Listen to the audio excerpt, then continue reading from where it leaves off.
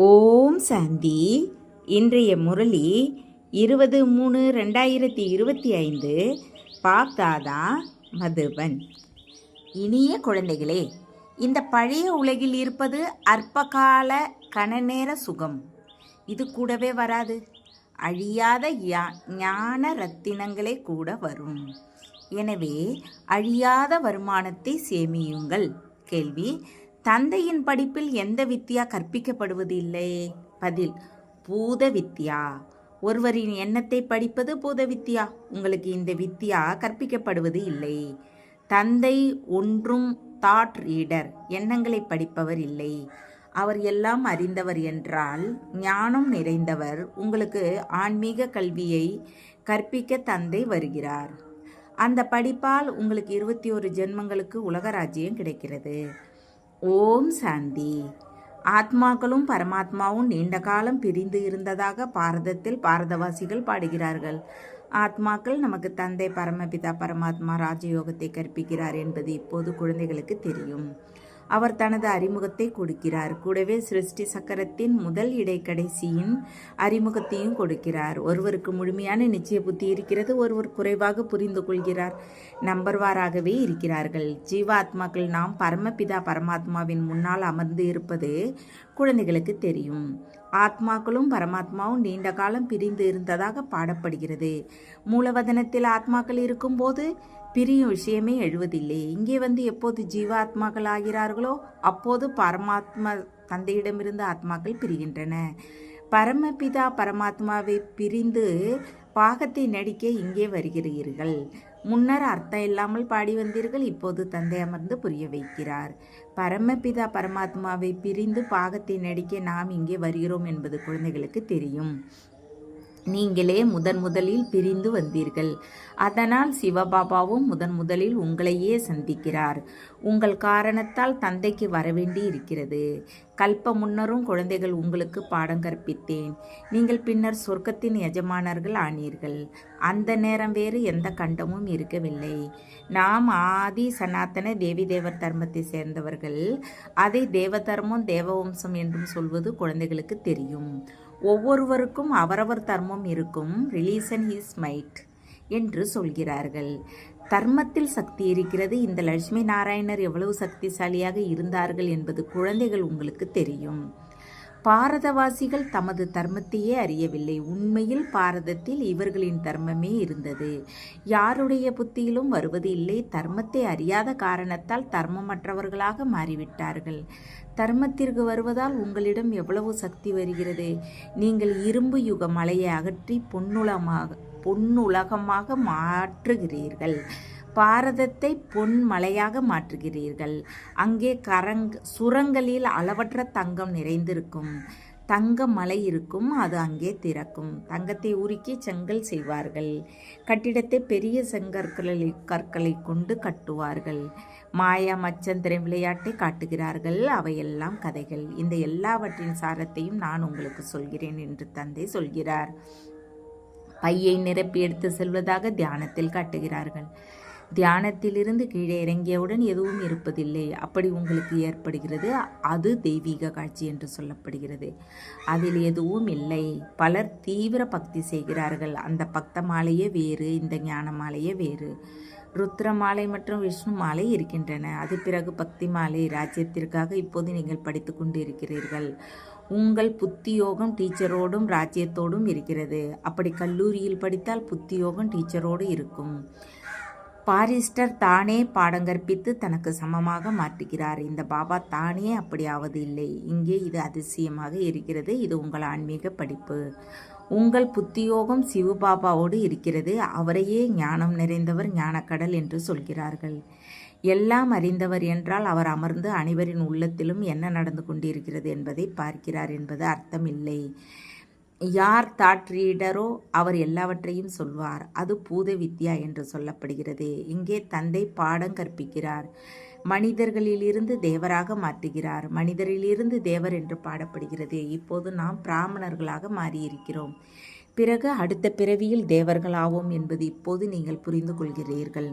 ஆதி சனாதன தேவி தேவர்களையே பாடுகிறார்கள். சாஸ்திரங்களில் எண்ணற்ற கதைகளை எழுதி வைத்திருக்கிறார்கள். இங்கே தந்தை நேரில் அமர்ந்து பாடம் கற்பிக்கிறார். ஞானக்கடலாக, சுகக்கடலாக, சாந்தி கடலாக பகவானே இருக்கிறார் என்பது பகவான் வாக்கு. அவர் குழந்தைகள் உங்களுக்கு ஆஸ்தி கொடுக்கிறார். உங்கள் 21 ஜென்மங்களுக்காக இந்த படிப்பு இருக்கிறது. அதனால் எவ்வளவு நன்றாக படிக்க வேண்டும். புதிய உலகை ஸ்தாபனை செய்வதற்கு இந்த ஆன்மீக கல்வியை தந்தை ஒருமுறை மட்டுமே வந்து கற்பிக்கிறார். புதிய உலகில் இந்த தேவி தேவர்களின் ராஜ்யம் இருந்தது. நான் பிரம்மா மூலமாக ஆதி சனாதன தேவி தேவர் தர்மத்தை ஸ்தாபனை செய்கிறேன் என்று தந்தை சொல்கிறார். எப்போது இந்த தர்மம் இருந்ததோ அப்போது மற்ற எந்த தர்மமும் இருக்கவில்லை. இப்போது மற்ற எல்லா தர்மங்களும் இருக்கின்றன. அதனால் பிரம்மா மூலமாக ஒரு தர்மத்தின் ஸ்தாபனை என்று நீங்கள் திருமூர்த்தியை பற்றி புரிய வைக்கிறீர்கள். இப்போது அந்த தர்மமே இல்லை. குணமிழந்த என்னிடம் எந்த குணமும் இல்லை, நீங்கள் கருணை காட்டுங்கள் என்று பாடவும் செய்கிறார்கள். எங்களிடம் எந்த குணமும் இல்லை என்று சொல்லும் பொழுது புத்தி காட்பாதரின் பக்கம் போகிறது. அவரையே கருணை நிறைந்தவர் என்று சொல்கிறார்கள். குழந்தைகளின் எல்லா துன்பங்களையும் போக்கி 100% சுகம் கொடுப்பதற்கு தந்தை வருகிறார். எவ்வளவு கருணை காட்டுகிறார். நாம் தந்தையிடம் வந்திருக்கிறோம் என்று நீங்கள் நினைக்கிறீர்கள். அதனால் அவரிடமிருந்து முழுமையாக சுகத்தை பெற வேண்டும். அதுதான் சுகதாமம். இது துக்கதாமம். இந்த சக்கரத்தையும் நன்றாக புரிந்து கொள்ள வேண்டும். சாந்தி தாமத்தையும் சுகதாமத்தையும் நினைவு செய்தால் அந்துமதி சோகதி ஆகிவிடும். சாந்தி தாமத்தை நினைவு செய்தால் நிச்சயம் சரீரத்தை விட வேண்டும். அப்போதே ஆத்மாக்கள் சாந்தி தாமத்திற்கு போகும். ஒரு தந்தையை தவிர வேற யாருடைய நினைவும் வரக்கூடாது. லைன் முற்றிலும் தெளிவாக இருக்க வேண்டும். ஒரு தந்தையை நினைவு செய்தால் மனதில் குஷியின் அளவு ஏறும். இந்த பழைய உலகில் அற்பகால கண நேரம் சுகம் இருக்கிறது. இது கூடவே வராது. இந்த அழியாத ஞான ரத்தினங்களே கூட வரும். அதாவது ஞான ரத்தினங்களின் வருமானமே கூட வரும். அதனால் நீங்கள் 21 ஜென்மங்களுக்கு பலனை அனுபவிப்பீர்கள். யார் தந்தைக்கு உதவி செய்வாரோ அவருக்கு அழியும் செல்வமும் கூடவே வரும். பாபா எங்கள் சோழிகளை பெற்றுக்கொண்டு அங்கே மாளிகை கொடுங்கள் என்று சொல்கிறார்கள். சோழிகளுக்கு பதிலாக தந்தை எவ்வளவு ரத்தினங்களை கொடுக்கிறார். அப்படி அமெரிக்க மனிதர்கள் இருக்கிறார்கள். அவர்கள் அதிக பைசா செலவு செய்து பழைய பொருட்களை விலைக்கு வாங்குகிறார்கள். பழைய பொருட்களுக்கு மனிதர்கள் அதிக விலை பெறுகிறார்கள். பைசா மதிப்புள்ள பொருட்களுக்கு அமெரிக்காவிடமிருந்து 1000 பெறுகிறார்கள். பாபாவும் எவ்வளவு நல்ல வாடிக்கையாளராக இருக்கிறார். போலாநாதர் என்று பாடப்படுகிறார். மனிதர்களுக்கு இதுவும் தெரியாது. அவர்கள் சிவசங்கர் என்று ஒன்றாக சொல்கிறார்கள். அவரிடம் பையை நிரப்புங்கள் என்று சொல்கிறார்கள். நமக்கு ஞான ரத்தினம் கிடைக்கிறது. அதனால் நமது பை நிரம்புகிறது என்பதை இப்போது குழந்தைகள் நீங்கள் புரிந்து கொள்கிறீர்கள். இவர்தான் எல்லையற்ற தந்தை. அவர்கள் சங்கரை சொல்கிறார்கள். பிறகு அவர் ஊமத்தங்காயை தின்றதாகவும் மது குடித்ததாகவும் காட்டுகிறார்கள். என்னென்ன விஷயங்களை அமர்ந்து உருவாக்கி இருக்கிறார்கள். குழந்தைகள் நீங்கள் இப்போது சத்கதி பெறுவதற்காக படிப்பை படித்து கொண்டு இருக்கிறீர்கள். முற்றிலும் அமைதியாக இருப்பதற்கே இந்த படிப்பு. இங்கே மின் விளக்குகளால் அலங்கரித்து ஷோ காட்டுகிறீர்கள். நீங்கள் சிவ ஜெயந்தியை ஏன் இப்படி கொண்டாடுகிறீர்கள் என்று மனிதர்கள் வந்து கேட்க வேண்டும் என்பதற்காக அப்படி செய்கிறீர்கள். சிவனே பாரதத்தை தனவானாக மாற்றுகிறார். இந்த லட்சுமி நாராயணரை சொர்க்கத்தின் எஜமானர்களாக மாற்றியது யார்? அது உங்களுக்கு தெரியும். இந்த லட்சுமி நாராயணர் முந்தைய பிறவியில் என்னவாக இருந்தார்கள்? இவர் முந்தைய பிறவியில் ஜெகதம்பா ஞானேஸ்வரியாக இருந்தார். பிறகு ராஜராஜேஸ்வரி ஆகிறார். இப்போது யாருடைய பதவி பெரியது பார்த்தால் அவர் சொர்க்கத்தின் எஜமானராக இருக்கிறார். ஜெகதம்பா எங்கே எஜமானராக இருந்தார்? இவரிடம் ஏன் போகிறார்கள்? பிரம்மாவையும் 100 கரங்களை உடையவராக, 200 கரங்களை உடையவர்களாக, 1000 கரங்களை உடையவராக காட்டுகிறார்கள். எத்தனை குழந்தைகள் உருவாக்கி கொண்டு இருக்கிறார்கள். கரங்கள் அதிகமாகி கொண்டே போகின்றன. ஜெகதம்பாவிற்கும் லட்சுமியை விட அதிக கரங்களை கொடுத்திருக்கிறார்கள். அவரிடம் சென்று எல்லாவற்றையும் கேட்கிறார்கள். குழந்தை தேவை, இது தேவை என்று எல்லா ஆசைகளையும் எடுத்து செல்கிறார்கள். லட்சுமியிடம் ஒருபோதும் இந்த ஆசைகளோடு போவதில்லை. அவர் செல்வந்தராக மட்டும் இருக்கிறார். ஜெகதம்பாவிடம் இருந்து சொர்க்கத்தின் அரச பாக்கியம் கிடைக்கிறது. ஜெகதம்பாவிடம் எதை கேட்க வேண்டும் என்பதும் யாருக்கும் தெரியாது. இது படிப்பு. ஜெகதம்பா எதை கற்பிக்கிறார்? ராஜயோகம். இது புத்தி யோகம் என்று சொல்லப்படுகிறது. உங்கள் புத்தியை எல்லா பக்கங்களிலிருந்தும் விலக்கி ஒரு தந்தையோடு வைக்கிறீர்கள். புத்தியோ அநேக பக்கம் அலைகிறது. என்னோடு புத்தி யோகத்தை வையுங்கள் என்று இப்போது தந்தை சொல்கிறார். இல்லை என்றால் விக்கிரமங்கள் அழியாது. அதனால் போட்டோ எடுப்பதற்கும் தந்தை மறுக்கிறார். இது இவருடைய தேகம்தானே. இப்போது உங்கள் அந்த ஒப்பந்தம் ரத்து செய்யப்பட்டுள்ளது என்று தந்தை தானே தரகராகி சொல்கிறார். காம சிதையிலிருந்து இறங்கி இப்போது ஞான சிதையில் அமருங்கள். காம சிதையிலிருந்து இறங்குங்கள். தன்னை ஆத்மா என்று உணர்ந்து தந்தை என்னை நினைவு செய்தால் விக்கர்மங்கள் விநாசம் ஆகும். வேறு எந்த மனிதரும் அப்படி சொல்ல முடியாது. மனிதரை பகவான் என்று சொல்ல முடியாது. தந்தையே பதித்த பாவனர் என்பது குழந்தைகள் உங்களுக்கு தெரியும். அவரே வந்து காம சிதையிலிருந்து இறக்கி ஞான சிதையில் அமர வைக்கிறார். அவர்தான் ஆன்மீக தந்தை. நீங்களும் ஆத்மாக்களே என்று அவர் இவருக்குள் அமர்ந்து சொல்கிறார். பிறருக்கும் இதை புரிய வைத்து கொண்டே இருங்கள். மன்மனா பவ என்று தந்தை சொல்கிறார். மன்மனா பவ என்று சொல்லும் பொழுது நினைவு வருகிறது, இந்த பழைய உலகின் அழிவு முன்னால் நிற்கிறது. இது மிகப்பெரிய மகாபாரத சண்டை என்று தந்தை புரிய வைக்கிறார். சண்டையோ வெளிநாடுகளிலும் நடக்கிறது. பிறகு இதை மகாபாரத சண்டை என்று ஏன் சொல்கிறீர்கள்? பாரதத்தில் தான் யாகம் படைக்கப்பட்டு இருக்கிறது. இதிலிருந்தே விநாச ஜுவாலை வெளிவருகிறது. உங்களுக்காக புதிய உலகம் தேவை. அதனால் இனிமையான குழந்தைகளே, பழைய உலகம் நிச்சயம் விநாசம் ஆக வேண்டும். அதனால் இந்த விநாசத்தின் வேர் இங்கிருந்து தோன்றுகிறது. இந்த ருத்ர ஞான யாகத்திலிருந்து மிகப்பெரிய சண்டையின் விநாச சுவாலை எழும்புகிறது. இது சாஸ்திரத்தில் எழுதப்பட்டு இருக்கிறது எனினும் யார் சொன்னார் என்பது தெரியவில்லை. இப்போது புதிய உலகத்திற்காக தந்தை புரிய வைக்கிறார். இப்பொழுது நீங்கள் ராஜ்யத்தை பெறுகிறீர்கள். நீங்கள் தேவி தேவர்களாகிறீர்கள். உங்கள் ராஜ்யத்தில் வேற யாரும் இருக்கக்கூடாது. அசுர உலகம் அழிந்து போகும். நேற்று நாம் ராஜ்யம் செய்திருந்தோம் என்ற நினைவு புத்தியில் இருக்க வேண்டும். தந்தை ராஜ்யத்தை கொடுத்திருந்தார். பிறகு 84 பிறவிகள் எடுத்து வந்தோம். இப்போது தந்தை மீண்டும் வந்திருக்கிறார். குழந்தைகள், உங்களிடம் இந்த ஞானம் இருக்கிறது. தந்தை இந்த ஞானத்தை கொடுத்தார். எப்போது தேவி தர்மத்தின் ஸ்தாபனை ஏற்படுமோ அப்போது மற்ற முழு அசுர உலகமும் விநாசமாகும். இந்த தந்தை அமர்ந்து பிரம்மா மூலமாக எல்லா விஷயங்களையும் புரிய வைக்கிறார். பிரம்மாவும் சிவனின் குழந்தையே. பிரம்மா விஷ்ணுவாகவும் விஷ்ணு பிரம்மாகவும் ஆகுகிறார். விஷ்ணுவின் ரகசியம் புரிய வைக்கப்பட்டிருக்கிறது. நாம் பிராமணர்கள், பிறகு தேவர்களாவோம், பிறகு 84 பிறவிகள் எடுப்போம் என்பது இப்போது நீங்கள் புரிந்து கொண்டீர்கள். இந்த ஞானத்தை கொடுப்பவர் ஒரே ஒரு தந்தை. பிறகு எந்த மனிதர்களிடமிருந்தும் இந்த ஞானம் எப்படி கிடைக்கும்? இதில் எல்லாம் புத்தி. இது எல்லாம் புத்தியின் விஷயம். மற்ற எல்லா பக்கங்களிலிருந்தும் புத்தியை முறிக்க வேண்டும் என்று தந்தை சொல்கிறார். புத்தியே கெடுகிறது.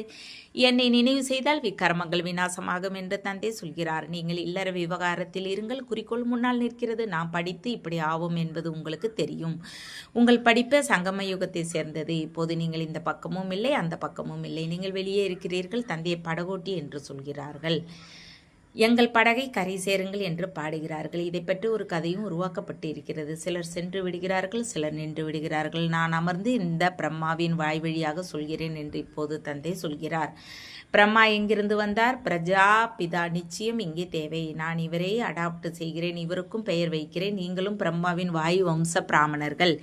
நீங்கள் கலியுக கடைசியில் இருக்கிறீர்கள். பிறகு நீங்களே சத்தியுக ஆரம்பத்திற்கு போவீர்கள். நீங்களே முதலில் தந்தையிடமிருந்து பிரிந்து பாகத்தை நடிக்க வருகிறீர்கள். நம்மிலும் எல்லோரும் அப்படி சொல்ல மாட்டீர்கள். யார் முழுமையாக 84 பிறவிகளை எடுப்பார்கள் என்பதும் தெரிந்துவிடும். இந்த லட்சுமி நாராயணருக்கு கேரண்டி இருக்கிறது. ஷாம் சுந்தர் என்ற பாடல் இவருக்கே இருக்கிறது. தேவி தேவர்கள் அழகாக இருந்தார்கள். கருப்பிலிருந்து வெண்மையாக மாறினார்கள். இவர் கிராமத்து சிறுவனிடமிருந்து மாறி அழகாகிறார். இந்த நேரம் எல்லோரும் கிராமத்து சிறுவர்கள் மற்றும் சிறுமிகளாக இருக்கிறீர்கள். இது எல்லையற்ற விஷயம். இதை யாரும் அறியவில்லை. எவ்வளவு நல்ல நல்ல விளக்கம் கொடுக்கப்பட்டு இருக்கிறது. ஒவ்வொருவருக்கும் ஒரு சர்ஜனே இருக்கிறார். இவர் அழியாத சர்ஜன். யோகத்தை அக்னி என்று சொல்கிறார்கள். ஏனென்றால் யோகத்தால் தான் ஆத்மாவில் சேர்ந்த அழுக்கு வெளியேறும். யோக அக்னியால் தமோ பிரதான ஆத்மா சதோ பிரதானமாக மாறுகிறது. ஒருவேளை நெருப்பு குளிர்ந்தால் அழுக்கு வெளியேறாது. நினைவை யோக அக்னி என்று சொல்கிறார்கள். அதனால் விக்கர்மங்கள் விநாசமாகின்றன. நான் உங்களுக்கு எவ்வளவு புரிய வைத்து கொண்டே இருக்கிறேன் என்று தந்தை சொல்கிறார். தாரணையும் ஏற்பட வேண்டும். நல்லது. மன்மனா பவ. இதில் களைப்பு ஏற்படக்கூடாது. தந்தையை நினைவு செய்யவும் மறந்து விடுகிறார்கள். இவர் கணவர்களின் கணவர். உங்களை எவ்வளவு ஞானத்தால் அலங்காரம் செய்கிறார். மற்ற எல்லோரிடமிருந்து புத்தி யோகத்தை முறித்து உங்கள் தந்தை என்னை நினைவு செய்யுங்கள் என்று நிராகார தந்தை சொல்கிறார். அனைவருக்கும் ஒரு தந்தை மட்டுமே இருக்கிறார். இப்போது உங்களுக்கு உயரங்கலை ஏற்படுகிறது. உங்கள் காரணத்தால் எல்லோருக்கும் நன்மை ஏற்படுகிறது. எல்லோருக்கும் நன்மை செய்வதற்கு தந்தை வந்து இருக்கிறார்.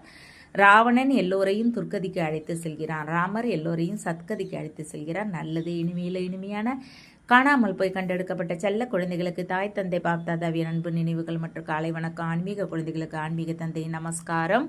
ஆன்மீக தந்தைக்கு ஆன்மீக குழந்தைகளை அன்பு நினைவுகள், குட் மார்னிங் மற்றும் நமஸ்காரம். தாரணைக்கான முக்கிய சாரம் 1. தந்தையின் நினைவால் அளவற்ற சுகத்தை அனுபவம் செய்வதற்கு புத்தி இல்லைன்னு தெளிவாக இருக்க வேண்டும். நினைவு எப்போது அக்னி ரூபமாகுமோ அப்போதே ஆத்மா சதோ பிரதானமாக மாறும். 2. தந்தை சோழிகளுக்கு பதிலாக ரத்னங்களை கொடுக்கிறார். அந்த போலாநாதர் தந்தையிடமிருந்து உங்கள் பையை நிரப்ப வேண்டும். அமைதியாக இருக்கும் படிப்பை படித்து சத்கதி பெற வேண்டும். வரதானம்: மாயாவின் பந்தனங்களிலிருந்து விடுபட்டு சதா பந்தனமன்றி இருக்கும் யோகம் நிறைந்த பந்தன் முக்தராகுக. பந்தன் முக்தரின் அடையாளம் சதா யோக உத்தியில் இருப்பது. யோக உத்தியில் இருக்கும் குழந்தைகள் பொறுப்புகளின் பந்தனத்தில் இருந்தும் மாயாவின் பந்தனத்தில் இருந்தும் விடுபட்டு இருப்பார்கள். மனதின் பந்தனமும் இருக்கக்கூடாது. லௌகீக பொறுப்பு விளையாட்டாக இருக்கிறது. அதனால் டைரக்ஷன் படி விளையாட்டைப் போல மகிழ்ச்சியாக விளையாடுங்கள். அப்போது சின்ன சின்ன விஷயங்களில் ஒருபோதும் களைத்து போக மாட்டீர்கள். ஒருவேளை பந்தனம் என்று நினைத்தால் நொந்து போவீர்கள். ஏன் என்ற கேள்விகள் எழும். ஆனால் பொறுப்பு தந்தையினுடையதை நீங்கள் நிமித்தமாக இருக்கிறீர்கள். இந்த நினைவால் பந்தனமற்றவர் ஆகுங்கள். அப்போது யோக உத்தி உடையவர் ஆவீர்கள். ஸ்லோகன்: செய்ய வைப்பரின் நினைவால் அபிமானத்தையும் முடியுங்கள். அவ்வியக்து செய்கை: சத்தியம் மற்றும் நற்பண்புகளின் கலாச்சாரத்தை கை கொள்ளுங்கள். ஒருவருக்கு துக்கம் கொடுப்பது அல்லது பாவ காரியத்தை செய்வது மட்டும் அப்பவித்திரமில்லை. எனினும் தன்னிடம் சத்தியத்தையும் சுத்தத்தையும் விதிபடி அனுபவம் செய்தால் பவித்திரமாக இருப்பீர்கள். சத்தியத்தின் படகு ஆடும் அசையும் ஆனால் மூழ்காது என்ற பழமொழி இருக்கிறது. சத்தியமும் நேர்மையும் நம்பிக்கையின் படகு. அது ஆடும் அசையும் ஆனால் மூழ்காது. எனவே சத்தியத்தின் தைரியத்தால் பரமாத்மாவை பிரதர்ஷனம் செய்வதற்கு நிமித்தம் ஆகுங்கள். ஓம் சாந்தி. தேங்க்ஸ் பாபா.